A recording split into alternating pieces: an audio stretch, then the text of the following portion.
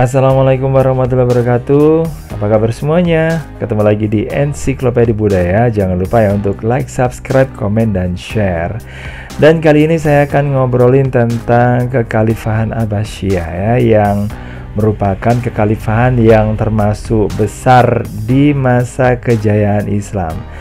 Nah, kekhalifahan Abbasiyah ini merupakan kekhalifahan kedua Islam yang berpusat di Baghdad. Kekhalifahan ini berkuasa setelah merebutnya dari kekhalifahan Umayyah dan menguasai semua wilayah Umayyah kecuali Andalusia.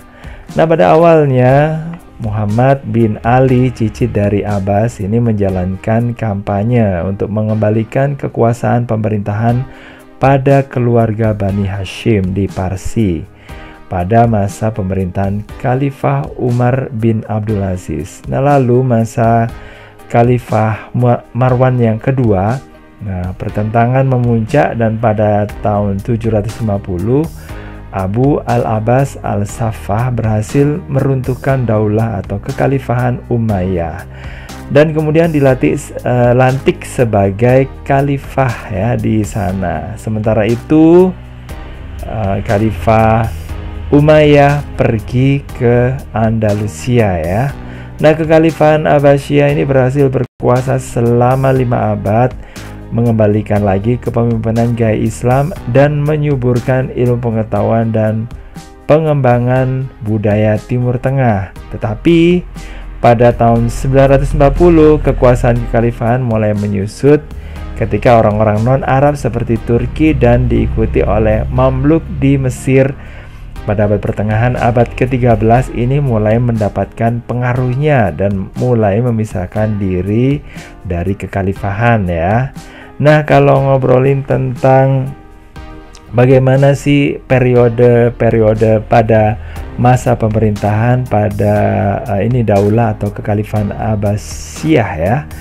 Nah, berdasarkan pola pemerintahan, kekhalifahan Abbasiyah ini dibagi menjadi 5 periode. Nah, periode yang pertama bisa dikatakan sebagai periode yang langsung masuk ke puncak keemasan dari kekhalifahan ini, di mana kekhalifahan itu kuat, kemakmuran sangat tinggi ya. Ini terjadi pada periode pertama ya, yaitu pada tahun 750 sampai 847 Masehi.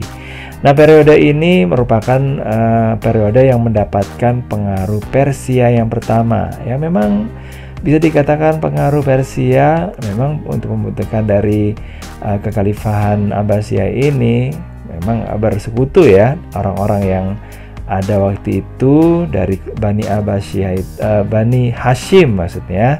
Nah, itu bersekutu dengan orang-orang dari Persia ya. Terus kemudian orang Persia sendiri memang waktu itu juga menginginkan ada kembali kejayaan pada mereka ya. Tapi sayangnya yang menjadi khalifah atau pemimpin bukan dari kalangan mereka sendiri ya, tapi dari orang dari Arab ya. Dan ini akhirnya membuat orang Persia itu jadi mungkin setengah hati ya. Tapi ya udahlah, karena memang Bani Hashim sendiri sebagai bangsa atau yang datang di situ dan bersekutu, memang dia juga nggak menginginkan orang Persia untuk menjadi pemimpin.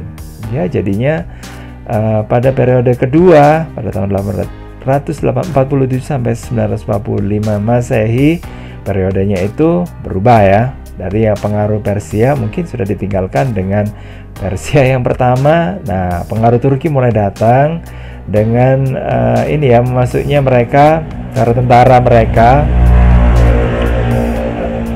sebagai bagian dari pasukan di kekhalifahan Abbasiyah. Nah, ini periode pengaruh Turki yang pertama ya. Dan kemudian pada periode ketiga ini pada masa atau tahun 945 sampai 1055 Masehi. Nah, ini mulai ada pengaruh dari Persia lagi ya. Ini Persia yang kedua. Nah, periode keempat ini terjadi pada tahun 1055 sampai 1194 Masehi. Nah, ini mendapatkan pengaruh dari Turki yang kedua periodenya ya, dimana waktu itu ada Seljuk ya, dari orang-orang Turki Seljuk yang berhasil membuat semacam kekhalifahan ya, atau pemimpin, dan akhirnya sangat berpengaruh dan malah mungkin akhirnya melebihi dari kekhalifahan Abbasiyah sendiri. Dan periode kelima terjadi pada tahun 1194 sampai 1258. Nah ini kekhalifahan dari Abbasiyah ini mulai bebas dari pengaruh dinasti lain ya, atau dari kekhalifahan yang lainnya, baik itu dari Persia, Turki dan sebagainya.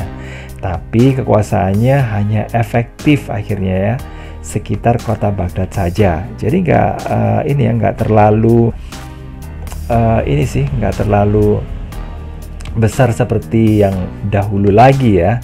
Dan pada tahun 1258 ini berakhir oleh invasi bangsa Mongol yang ya mungkin udah tahu ya, di video sebelumnya saya jelasin juga bahwa bangsa Mongol itu sempat menghancurkan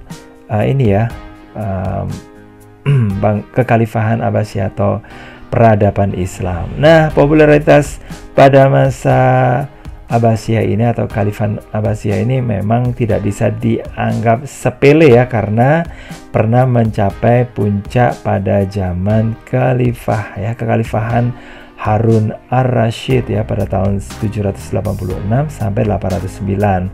Dan juga putranya Al-Ma'mun pada tahun 813 sampai 833. Nah, waktu itu kekayaan negara pada masa Harun al-Rasyid ini dimanfaatkan untuk keperluan sosial dan mendirikan rumah sakit. Ada juga digunakan untuk lembaga pendidikan, dokter, dan juga farmasi. Sehingga pada masanya ada kurang lebih 800 dokter loh ya. Ini bukan main-main ya pada masa waktu itu, yang bisa dikatakan orang-orang waktu itu yang di belahan yang lainnya itu yang sedang mengalami kemunduran, sementara di masa kekhalifahan Abbasiyah di masa Khalifah Harun ar-Rasyid yang namanya itu juga dipopulerkan di kisah 1001 malam ya, ini mengalami puncaknya ya, puncak keemasan. Begitu juga dengan kesejahteraan sosial, kesehatan, pendidikan, ilmu pengetahuan, dan kebudayaan serta kesejahteraan ini pada masuk dalam zaman keemasannya ya, dan menempatkannya sebagai negara terkuat dan tidak tertandingi. Kemudian di masa Al-Ma'mun ini putranya ya, ini karena dia adalah seorang khalifah yang sangat cinta ilmu filsafat, buku-buku asing diterjemahkan, kemudian mendirikan Baitul Hikmah. Nah, ini pusat penerjemahan yang berfungsi sebagai perguruan tinggi dan juga perpustakaan yang sangat besar. Nah, masa inilah Baghdad akhirnya mulai menjadi pusat kebudayaan dan ilmu pengetahuan. Jadi memang seperti itu ya. Kalau bisa dikatakan bahwa saat ini Islam sedang mengalami, bisa dikatakan mengalami kemunduran ya.